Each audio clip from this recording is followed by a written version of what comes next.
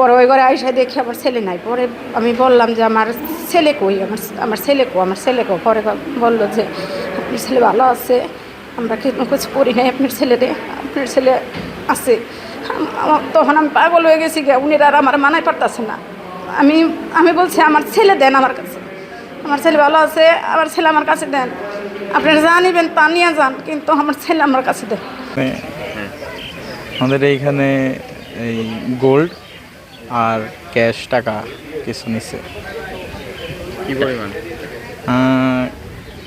Gold প্রায় 50 ভরির কাছাকাছি, আর cash টাকা 2.5 লাখ টাকার মতো। রাত্রে আনুমানিক 3টার দিক দিয়ে 8-10 জন ডাকাত আইসা আমার বাড়ি ঘরের টাকা পয়সা, স্বর্ণ অলঙ্কার সব তারা লুটপাট করে নিয়ে গেছে। অস্ত্রের মুখে জিম্বি করে তারা নিয়ে গেছে।